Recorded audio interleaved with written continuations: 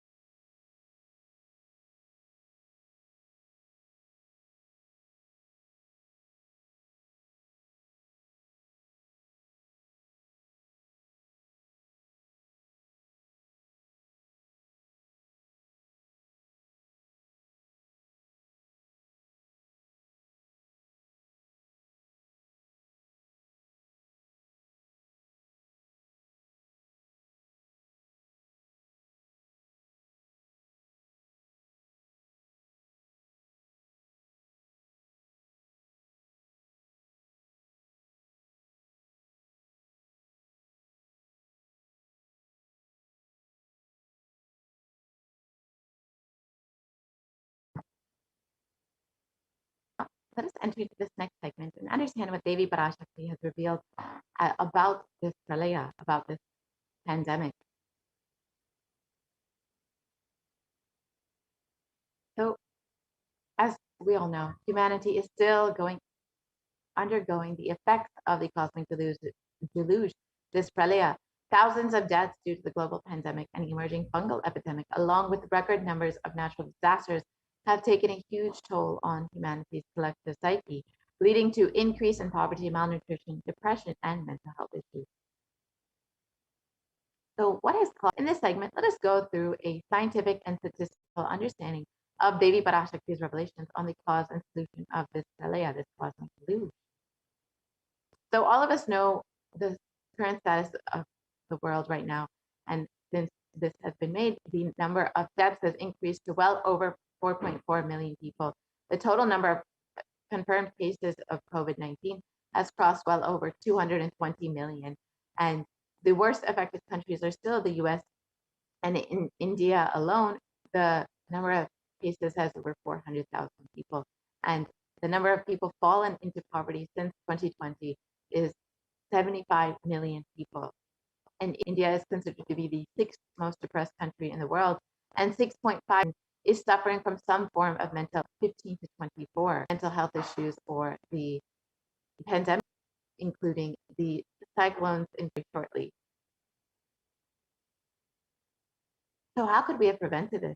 How could we have avoided this?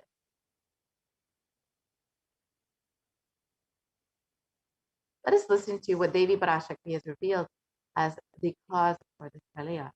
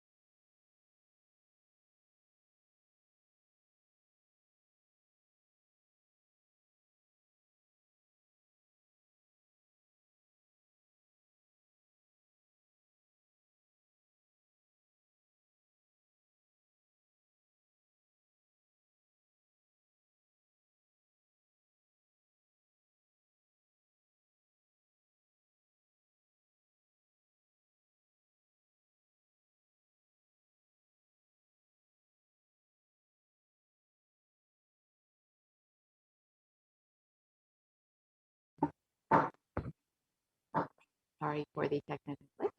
So let us look at the translation of Devi Parashakti's revelation.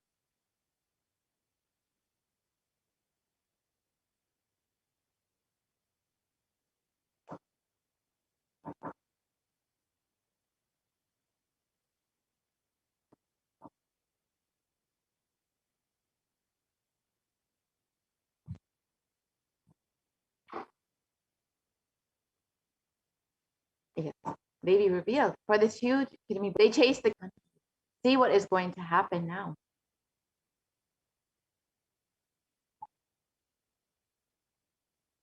And King, the Supreme Pontiff of Hinduism, had revealed the vision for this Padayatra and of Buddhism spreading again. 1,000 power manifestors would walk from Kanyakumari to Kashmir and Supreme Pontiff of their homes and give them solutions for every problem, whether physical, mental, spiritual, emotional. The Supreme Pontiff of Hinduism was ready to get on ground and meet people where they are.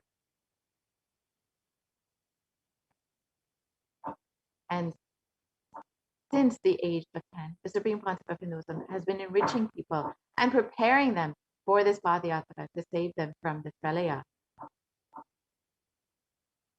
And from that age, the Supreme Pontiff of Hinduism has been enriching and initiating the masses into the science of enlightenment through his powerful discourses, initiations, and darshans. And here you can see in the next several photos, we'll be seeing various programs that the Supreme Pontiff of Hinduism has been conducting over the 2 decades, enriching people and blessing people.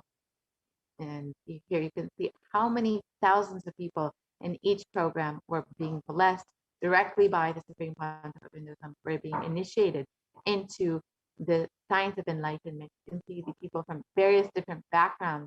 You can see the birth star celebrations in Tirunelveli, and how many different people from various walks of life who were there enriched and blessed by the Supreme Pontiff of Hinduism.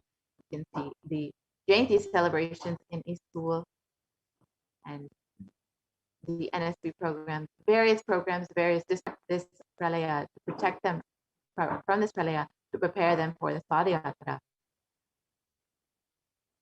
And even the Saptayagam program, which was a set of homas conducted by not only the Supreme Pontiff, doing the homa himself as well as to the same homas. It was a huge offering to humanity, bringing so much. Each of these photos, how many were being blessed to be of the avatar, to be initiated into the science of the world, to prepare people for this pralaya, and to ultimately bring them to the new age, the Satya Yuga. And in order to do this, the Supreme Pontiff of Hinduism was preparing to do the re-energizing process of the 12 Jyotirlingas along with the Padayatra. However, the anti-Hindu elements made it nearly impossible for Supreme Pontiff of Hinduism to do the re-energizing process by driving the Supreme Pontiff of Hinduism out of India. And Devi Parashakti has revealed the solution for this Padayatra, for this cosmic deluge, for this Pralaya to end. Devi revealed that only when the Supreme Pontiff of Hinduism is received once again in India, respect and reverence as the head of the Kailasa and the re-energizing process of the 12 Jyotirlingas, will we see an end to this Pralaya in India. And as we look around and we see so much of suffering and pain, we can understand what the great rishis of the Vedic civilization had forewarned as this Kali Yuga. In Sage Vyasa's, the Rishi's declaration in the Kurma Purana and the 4 yugas, people are so sinful, they forget the dharma, the 4 varanas and the 4 ashramas. In fact, men are so sinful, they owns for their great sins. The only place, and the Kurma Purana also states that Lord Rudra, Paramashiva himself, is the avatar for the Kali Yuga. And it states Brahma is the presiding divinity, which appeared Sri Rama. In the Dvapara Yuga, the 3rd cycle of time, the presiding divinity is Vishnu. And in the Kali Yuga, the 4th cycle of time, the current age, the avatar is Rudra, Lord Maheshwara, Mahasadashva himself. And out of his humanity, on the 2nd of January 1978, Paramashiva himself descended into the human form in the Nijavatara of Buddhism, Jagadguru Mahasannidhanam of His Divine Holiness Bhagavan Nithyananda Paramashivam. And the Supreme Pontiff of Hinduism explains that if Paramasi himself had waited one more year, 1979 would have been too late. And on the planet Earth was to protect humanity. And Devi Parashakti herself has revealed about this. Let us look at the translation of it.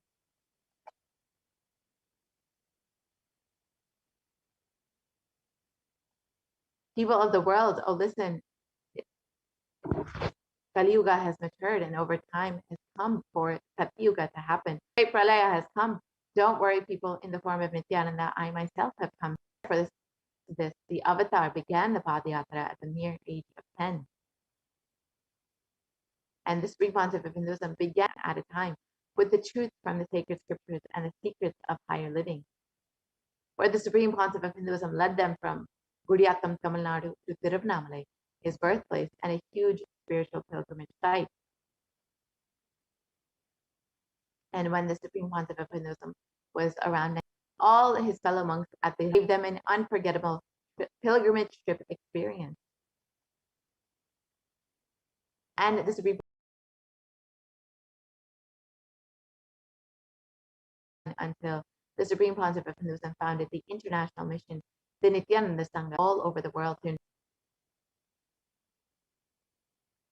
And with the Supreme Pontiff of Hinduism's intensity and dedication among crowds of thousands who don't understand English, the Supreme Pontiff of Hinduism's voice resonated deeply, and his presence moved each one to tears. And into the avatar led his disciples on the first Himalayan Yatra, visiting temples, delivering satsangs, and initiating and guided individual souls, not just to physical spiritual sites, but to supernal spiritual realms.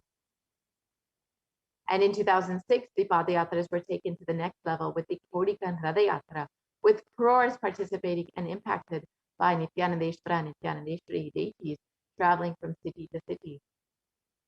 And the Padayatra was not only conducted in 2006, but the Kodikan Radayatra culminated with the consecration and inauguration of the Garbha Mandir, the Sanctum Sanctorum of the Nithyanandeshwara Paramashiva, Nithyanandeshwari Parashakti, and the Swayambhu Linga at the Adi Kailasha Satanjipita in Bangalore, South India.